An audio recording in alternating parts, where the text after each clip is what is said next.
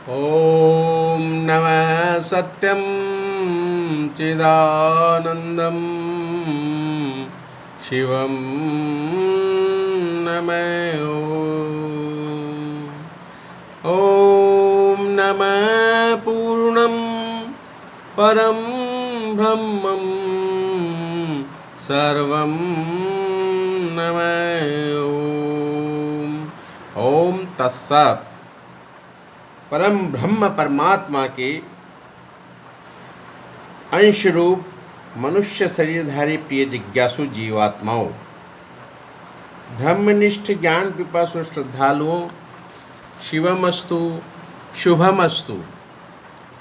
अब हम video number 11 का प्रारंभ करते हैं।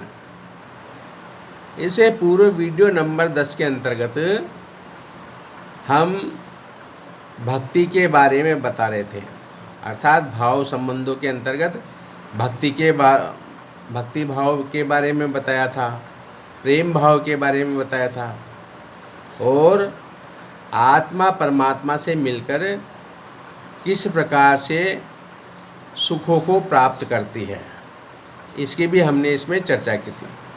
अब हम इस वीडियो नंबर 11 के अंतर्गत ज्ञानी महापुरुषों के प्रसंगों को लेते हुए जीवावस्था क्या है और परमात्मा का अंश किस प्रकार से जीवावस्था को प्राप्त होता है, इसकी चर्चा करेंगे। ज्ञानी महापुरुषों के प्रसंगों के अंतर्गत हम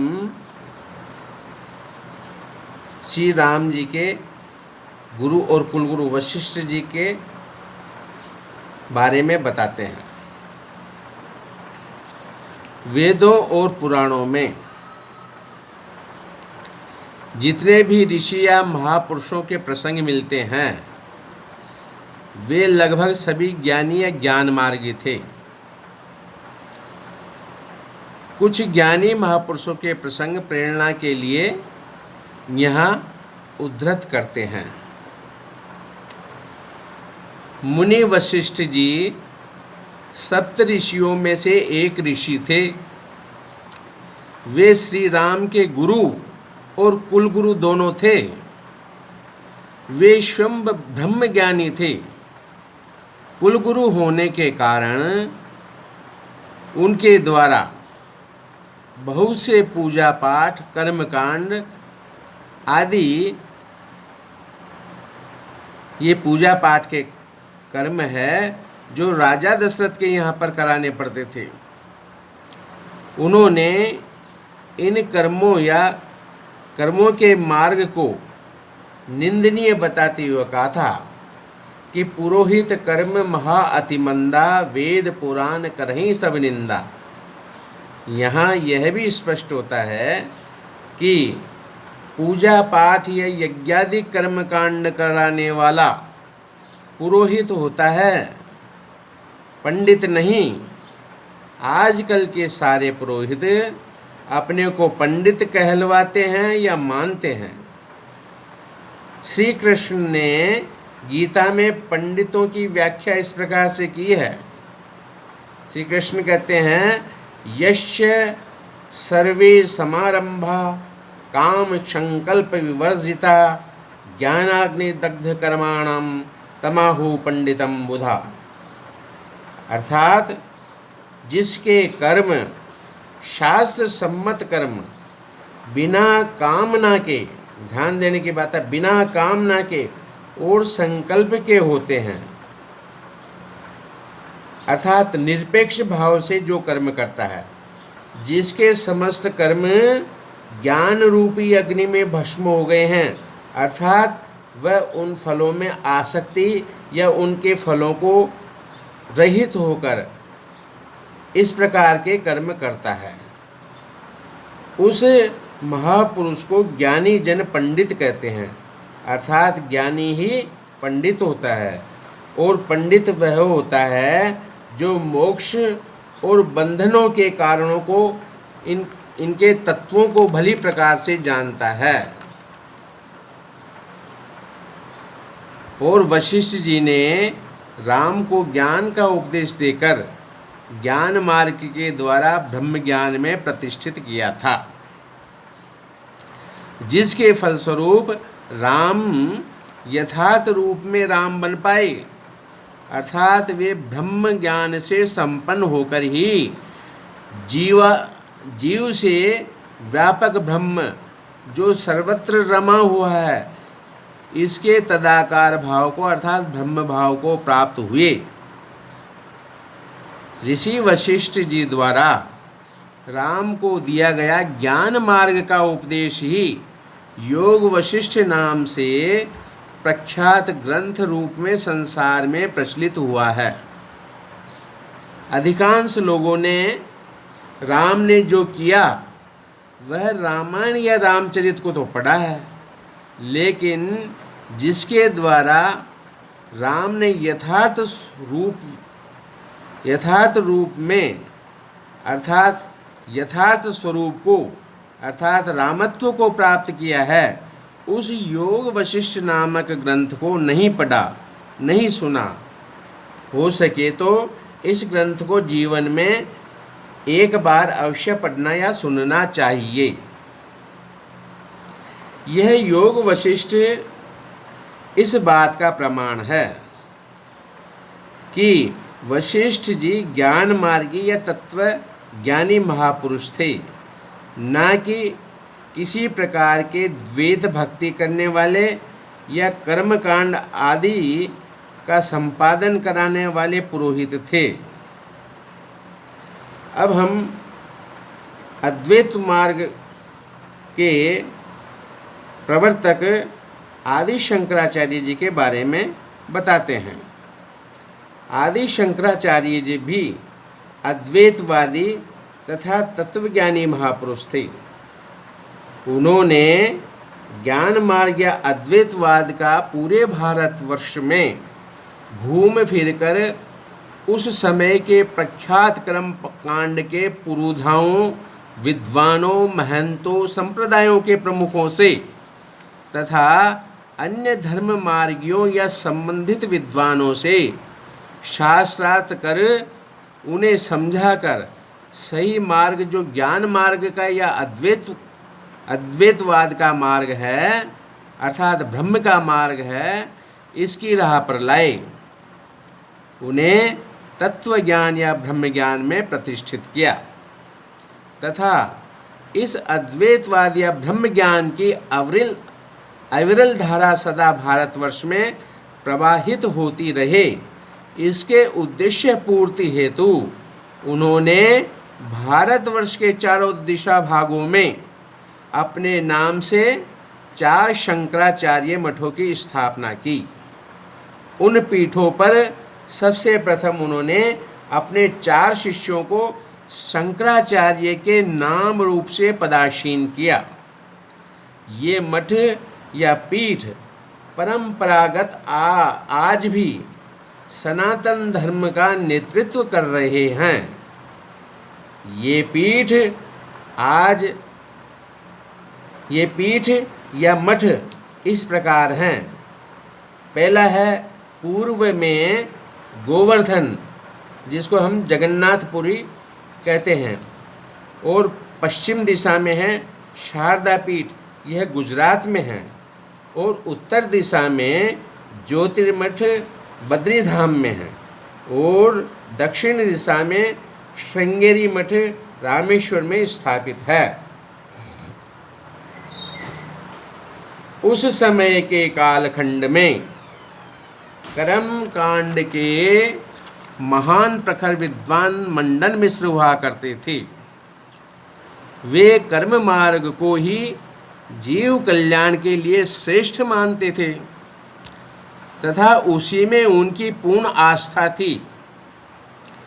जब कारणवश उनसे शंकराचार्य का सामना हुआ तो शंकराचार्य जी ने कर्मकांड मार्ग के विपरीत ज्ञान मार्ग को सर्वश्रेष्ठ तथा जीवात्मा के कल्याण का या मानव कल्याण का एकमात्र साधन बताया। शंकराचार्य जी अद्वैतवाद के पक्षधर थे तथा मोक्ष प्राप्ति जीवात्मा का सर्वोत्तम कल्याण है, यही उनकी मान्यता थी। दोनों विद्वानों में कई दिनों तक शास्त्रार्थ चला।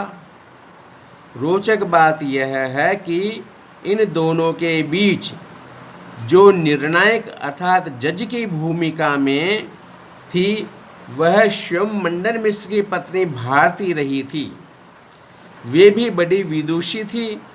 लोग उन्हें सरस्वती का अवतार मानते थे।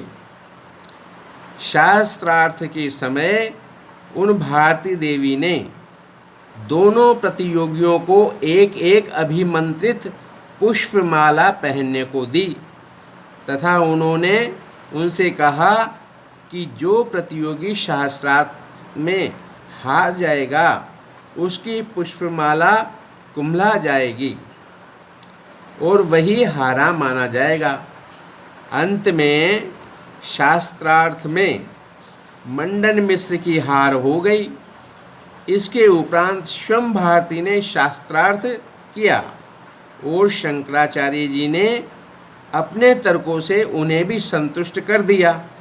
तब मंडन मिश्र ने शंकराचार्य जी का शिष्यत्व धारण किया। तब शंकराचार्य जी ने उन्हें ज्ञान मार्ग में दीक्षित किया। मंडन मिश्र के गुरु थे कुमारिल भट्ट। इन्हें भट्ट मत या मीमांसा का प्रवर्तक भी माना जाता है। उनकी मान्यता थी कि स्वर्गादिक सुखों की प्राप्ति के लिए यज्ञादिक कर्मकांड करना चाहिए। शंकराचार्य इन अल्प समय के सुखों को प्रदान करने वाले कर्मकांडों का विरोध करते थे। उनका मानना था कि ज्ञानादेव मुक्ति अर्थात ज्ञान से ही मुक्ति और स्थायी आनंद की प्राप्ति होती है। कुमारिल भट्ट को जब यथार्थ का बोध हुआ और उन्होंने स्वीकार किया कि मैंने कर्मकांड को स्वीकार कर अच्छा नहीं किया, तब उन्होंने प्रायश्चित करने का संकल्प किया। प्रायश्चित में उन्होंने धान की भूसी से अपने शरीर को जलाना प्रारंभ किया। जब आधा शरीर जल गया था, तब शंकराचार्य उनके पास आए और उन्होंने कुमारिल भट्ट से ऐसा करने से उनको मना किया। शंकराचार्य ने उनसे कहा कि प्रायश्चित मन से होता है। जब मन में पश्चाताप हो रहा है तो शरीर छोड़ने की आवश्यकता नहीं है। शंकराचार्य ने उनके शरीर को अर्थात कुमारिल भट्ट के शरीर को पुनः पूर्व अवस्था में लाने की स्वीकृति मांगी, किंतु कुमारिल भट्ट ने मना कर दिया तथा शंकराचार्य से बोले कि मेरा जो होना था सो हो गया, मुझे अपना प्रायश्चित पूर्ण करने दीजिए, क्योंकि इस शरीर से मैंने बहुत कर्मकांड किए हैं। लेकिन आप मेरे शिष्य मंडन मिश्र को सन्मार्ग पर लाइए, कहकर अपना शरीर छोड़ दिया। उनके वचनों को स्वीकार करके ही वे मंडन मिश्र से शास्त्रार्थ करने व उन्हें सन्मार्ग पर लाने के लिए ही मंडन मिश्र के पास गए थे। श्री कृष्ण की ज्ञानी व अज्ञानियों के प्रति अवधारणा कि वो ज्ञानी और अज्ञानियों के प्रति उनकी क्या अवधारणा थी या उनका कैसा मत था। श्री कृष्ण ज्ञानी जनों की तात्विक दृष्टि का बखान करते हुए कहते हैं कि विद्या विनय संपन्नो ब्रह्मणो गविहस्तनी शुनि चेव स्वपाको च पंडिता समदर्शिनः अर्थात तत्वदर्शी पंडित ज्ञानी जन विद्या विनय युक्त ब्राह्मणों में तथा चांडाल में, हाथी गाय में व कुत्ते में समदृष्टि वाला होता है। उसकी दृष्टि में ब्राह्मण तथा गाय न कोई विशेष है और न चांडाल व कुत्ता कोई हीन है। उनके अनुसार गाय नदियों, वृक्षों या अन्य जीवों का भौतिक तथा आर्थिक दृष्टि से महत्व हो सकता है, लेकिन धार्मिक तथा आध्यात्मिक दृष्टि से कोई वैशिष्ट्य नहीं होता है। उनके अनुसार अविवेकियों की बुद्धि अनंत शाखा वाली होती है, जो एकात्मक दृष्टि भाव को छोड़कर मायिक भेद दृष्टि ही रखती है तथा इसके विस्तार में वे अनंत क्रियाओं को गढ़ लेते हैं तथा दिखावटी और शोभायुक्त वाणी से उनका बखान भी करते हैं, लेकिन उनकी वाणी की छाप जिसके चित्त पर पड़ती है उसकी बुद्धि नष्ट हो जाती है। श्री कृष्ण ने गीता में अज्ञानियों के बारे में एक और महत्वपूर्ण बात की है। न बुद्धि भेदम जनयेद ज्ञानाम कर्म संगिनाम जोषयेत सर्वकर्माणि विद्वान युक्तः समाचरः। अर्थात तत्वदर्शी ज्ञानी पुरुषों को चाहिए कि वह विहित कर्मों में आसक्त अज्ञानियों की बुद्धि में भ्रम न करें, अर्थात उनके कामाशक्ति वाले कर्मों में अश्रद्धा या अलगाव उत्पन्न नहीं करें, अपितु ऊपरी दिखावे के तौर पर स्वयं भी करें तथा उन्हें भी इन्हीं कर्मों में लगाए रखें। कारण कि अत्यंत अल्प ही ऐसे व्यक्ति होते हैं जिनकी बुद्धि सतोगुणी प्रधान होती है, जो सत को समझ सकते हैं तथा सत को धारण करने की क्षमता उनके अंतर्गत होती है, क्योंकि अनेकों जन्मों के सत्कर्मों से शुद्धांतकरण हुआ मनुष्य ही अपने अंतिम जन्म में ज्ञान मार्ग की वृत्ति बना पाता है। उस तीव्र सतोगुणी वृत्ति के कारण ही वह अपने में सब सांसारिक भोगों से रहित होकर आत्मकल्याण की वृत्ति बना पाता है। ये सब सतोगुणी बुद्धि के कारण होता है। श्री कृष्ण गीता में कहते हैं कि बहुनाम जन्म नामन्ते ज्ञानवान माम प्रपद्यते, अर्थात बहुत से मनुष्य जन्मों के बाद वाले अंतिम मनुष्य जन्म में, अर्थात बहुत से मनुष्य जन्मों के बाद वाले अंतिम मनुष्य जन्म में ज्ञान का उदय होने पर मुझ परमात्मा को प्राप्त होता है। मुझका तात्पर्य यह है कि स्वात्म रूप परमात्मा को प्राप्त होना, क्योंकि परमात्मा में तुझ या मुझ नहीं होता है। और जिस मनुष्य जीवन में जीवात्मा को ज्ञान हो जाता है, वही मनुष्य जन्म या जीवात्मा का अंतिम जन्म होता है। कारण कि ज्ञान प्राप्त होने पर उसके सारे कर्म समाप्त हो जाते हैं या दग्ध हो जाते हैं, अर्थात जलकर भस्म हो जाते हैं, और वह ज्ञान के द्वारा परमानंद स्वरूप मोक्ष को प्राप्त हो जाता है। मोक्ष के उपरांत जीवात्मा अपने समस्त जन्म मरणों से छूट जाता है, अर्थात उसका पुनः जन्म नहीं होता, वह मोक्ष को या परमात्मा को प्राप्त हो जाता है। इसके विपरीत अज्ञानियों को कामना पूर्ति के रजोगुणी व तमोगुणी कर्म ही अच्छे लगते हैं। वे कामनाओं वासनाओं से ऊपर उठ ही नहीं पाते हैं। उनकी रुचि संसार से हटकर आत्मा परमात्मा में बन ही नहीं पाती है, वे ज्ञान मार्ग के प्रति प्राय सुषुप्त ही रहते हैं। ऐसे अज्ञानियों के लिए श्री कृष्ण का यही कहना है कि उन अज्ञानियों को उनके विहित कर्मों में लगाए रखो। कुछ नहीं करने से तो कुछ करना ठीक होता है। यदि इनकी इन कामाशक्त कर्मों में भी अनास्था हो जाएगी तो वे और अधिक हताश, स्वेच्छाचारी, निरंकुश हो जाएंगे, जिसकी वजह से उनका और अधिक पतन हो जाएगा।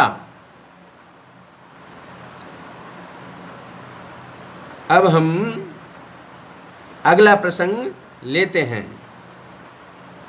जीवों के उद्धार के लिए यह जानना आवश्यक है कि जीव किसे कहते हैं, जीव क्या है, आत्मा कैसे जीवावस्था को प्राप्त होता है। प्रकृति से आत्मा का संसर्ग होना या प्रकृति के गुणों को अपने में आरोप कर लेना, दूसरे शब्दों में आत्मा का प्रकृतिमय होना जीव या जीवावस्था कहलाता है। परमात्मा से दो प्रकृति, पहली जीव प्रकृति जिसे पुरुष भी कहते हैं, यह चेतन प्रकृति है, और दूसरी प्रकृति है माया, इसे प्रधान भी कहते हैं, और ये जड़ प्रकृति है। ये दोनों प्रकृति परमात्मा से उत्पन्न होती है। परमात्मा अपने ही एक अंश से प्रकृति में प्रवेश करते हैं। इस प्रवेशित अंश को ही जीव कहते हैं। अर्थात कह सकते हैं कि परमात्मा ही जीव रूप में प्रकृति में विहार करते हैं, या जीव रूप में परमात्मा ही प्रकृति में रमे हुए हैं।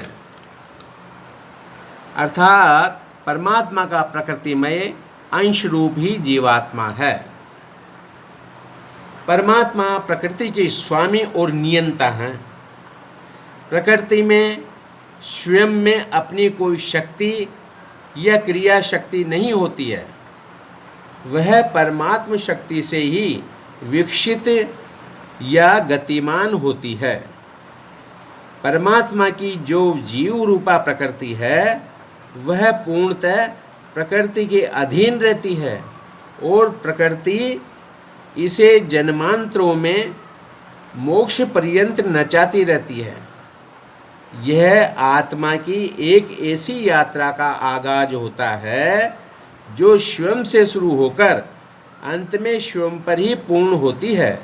अर्थात आत्मा का जीवावस्था को प्राप्त होना यात्रा की शुरुआत होता है, तथा जीवात्मा को ज्ञान होने पर उसका पुनः आत्मस्थ या आत्मस्वरूप में होना, यह यात्रा की पूर्णता होती है।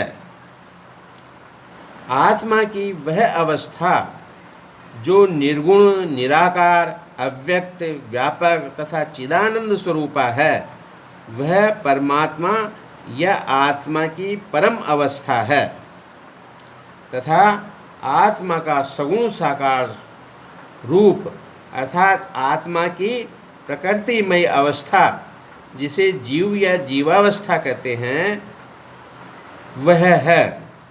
इस प्रकार आत्मा की दो अवस्था स्पष्ट हुई।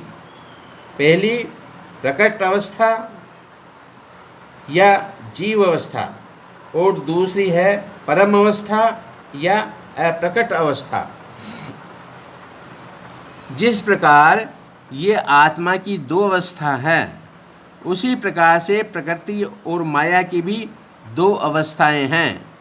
एक सूक्ष्म प्रकृति, यह अप्रकट अवस्था है, और स्थूल या भौतिक प्रकृति, यह प्रकृति का प्रकट अवस्था है। सूक्ष्म प्रकृति के अंतर्गत सूक्ष्म मन व उनकी सूक्ष्म इंद्रियां, जिसे सूक्ष्म देह भी कहते हैं, ये इसके अंतर्गत आते हैं। यह अदृश्य या अप्रकट प्रकृति है। उदाहरणार्थ, जो अदृश्य या अप्रकट प्रकृति है, जिसके अंतर्गत सूक्ष्म मन, बुद्धि, चित्त और अहंकार आदि आते हैं, इनको आज तक किसी भी यंत्रों की सहायता से इनके स्वरूप को या भौतिक स्वरूप को नहीं देखा गया है, जबकि इनको स्थूल शरीर में सभी भली भांति अनुभव करते हैं। इस प्रकार भौतिक स्वरूप पर इनका भौतिक स्वरूप क्या और कैसा है, यह अज्ञात है। दूसरा, प्रकृति का प्रकट रूप होता है, जिसे हम पंचभूतों के रूप में इस संसार के रूप में सर्वत्र देखते हैं, अनुभव करते हैं, उनका उपभोग करते हैं। परमात्मा अपने अंश रूप में सूक्ष्म या अप्रकट रूप से प्रकृति के सूक्ष्म रूप या अप्रकट प्रकृति से संसर्ग करता है। कहने का तात्पर्य यह है कि परमात्मा का अप्रकट रूप परमात्मा की प्रकृति के अप्रकट रूप से संसर्ग करता है, और दोनों के सूक्ष्म रूपों से संसर्ग करने पर, अर्थात दोनों के अप्रकट रूपों के संसर्ग होने पर तीसरा रूप पैदा होता है, जो प्रकट रूप सामने आता है। इसमें देह रूप तो सूक्ष्म प्रकृति का स्थूल भाव है। देह रूप तो सूक्ष्म प्रकृति का, जिसे मन, बुद्धि, चित्त, अहंकार है, यह सूक्ष्म प्रकृति है, और इसका स्थूल रूप है जो भौतिक देह के रूप में उसका प्रकटीकरण है। तथा जो देह को धारण करता जीव है, जो देह का धारण करता जीव है, उसकी उपस्थिति मात्र से जड़ शरीर सक्रिय बन जाता है। इसकी वजह से ही यह जड़ शरीर सुन व देख पाता है, सोच समझ पाता है। वह जीव अवस्था है जो सबको अपनी उपस्थिति का एहसास कराता है। यही जीव का प्राकट्य है। अतः अदृश्य परमात्मा व अदृश्य प्रकृति दोनों के सूक्ष्म मेल से मिलकर यह दृश्य रूप जीव जगत बना है। अब हम जीव बनने की प्रक्रिया बताते हैं। प्रकृति की सत रज तम तीनों गुणों की साम्य अवस्था में प्रकृति किसी कार्य का संपादन नहीं करती। अर्थात जब तक प्रकृति के तीनों गुणों में सतोगुण, रजोगुण, तमोगुण, इनकी साम्य अवस्था रहेगी, प्रकृति में किसी प्रकार की क्रिया या उसका विकास कुछ भी इससे संभव नहीं होगा। वह अक्रिय बनी रहेगी। सर्वव्यापक परमात्मा की जब प्रकृति से युति होती है, तब परमात्मा शक्ति के ओज तेज से, अर्थात उस शक्ति के संसर्ग से प्रकृति में क्षोभ उत्पन्न होता है। उस क्षोभ क्रिया से प्रकृति की साम्य अवस्था भंग हो जाती है और उनके तीनों गुणों में विक्षोभ होता है। उस विक्षोभ क्रिया के फलस्वरूप प्रकृति से महत तत्व सबसे पहले बनता है। महत तत्व प्रकृति के तीनों गुणों को प्रवृत्त करता है या प्रकट करता है, और ये प्रकृति के तीनों गुण अपने स्वभाव के अनुसार तीन अहंकारों के रूप में परिवर्तित हो जाते हैं या तीन अहंकारों को जन्म देते हैं। इन अहंकारों से जीवात्मा को बांधने वाली सूक्ष्म प्रकृति, जिन्हें मनोमय कोश भी कहते हैं, वे उत्पन्न हो जाते हैं। परमात्म तत्व इस मनोमय कोश के अंदर तथा बाहर भी सर्वत्र व्याप्त रहता है। जो अंश परमात्मा का मनोमय कोश या सूक्ष्म प्रकृति के अंदर विद्यमान रहता है, अवस्थित रहता है, वह जीवात्मा कहलाता है। उस मनोमय कोश में अवस्थित जीवात्मा का या जीवात्मा के तेज या प्रकाश से मनोमय कोश विकसित या पुष्ट होते हैं और अपने विकास को प्राप्त होते हैं। उन मनोमय कोश के विकसित होने के फलस्वरूप मनोमय कोश में मन चतुष्टय अर्थात मन के 4 भाग हो जाते हैं, जिनको हम कहते हैं मन, बुद्धि, चित्त, अहंकार।